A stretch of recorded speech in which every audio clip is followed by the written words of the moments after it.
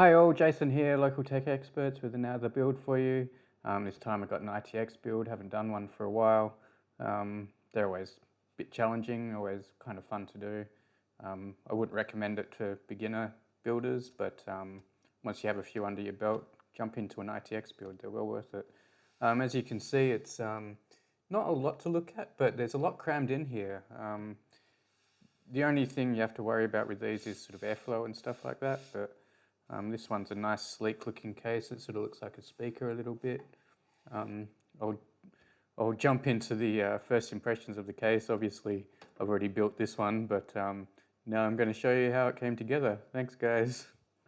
Hi all, so here's the Fractal Ridge out of the box. First impressions are basically the packaging really, and it is quite heavy I guess for an ITX case, and it's quite tall as well. You can see it's got this nice mesh feature on the front. It's sort of like a speaker. Reminds me of like a Sonos or something like that. If it was a white one, it would fit very well with the Sonos. So I don't have it on its stand at the moment. It has a little accessories box which has a stand and another stand. So this one sits underneath for it to be vertical, or it can also be placed this way, horizontally as well, which I'm not too sure which one I'd prefer. It's sort of a personal preference. Sort of depends where you're going to put it, I guess. If you're going to have it on a desk, I guess vertical's good. I literally have just taken this straight out of the box and haven't looked inside of it at all yet. So I'm going to attempt to disassemble it on camera, which is never a good idea. So we've got some thumb screws here. So it's sort of a combination of ball joint and thumb screw. So taking this off, this is obviously the back side. They include two 140mm fans in there, I can see, which is nice. With these ITX cases, it's always cooling is always an issue, so we'll see how we go with this one. Two SSD mounts there.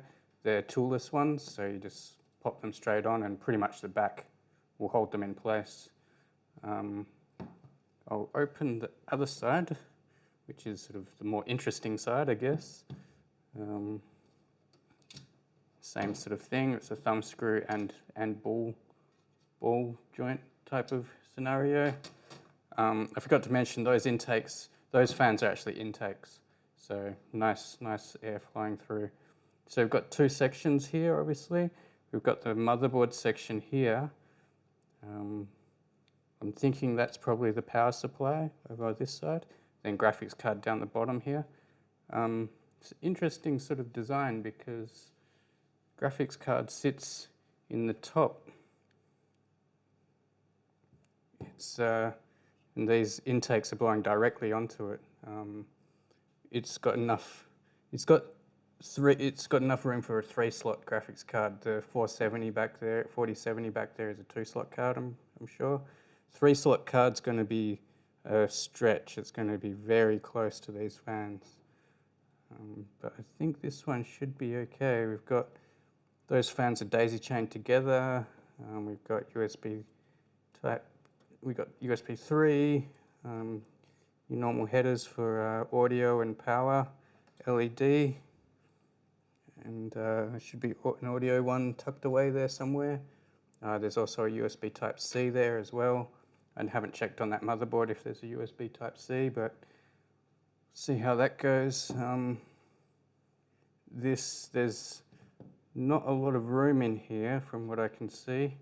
Obviously with this style of case, the divided case, and the graphics card sitting basically on top of the motherboard, you need a riser. So they include a PCIe riser there.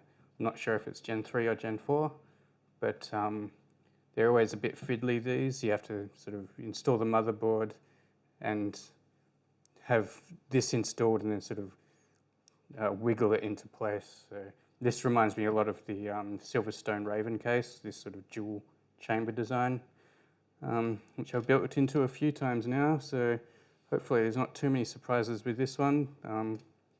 Thankfully the power supply is a modular one, so I'm hoping in these sort of cases cabling is always an issue. So lots of cable ties, lots of time just routing cables so they don't interfere with fans or any other components, that sort of thing, sort of squeeze them in.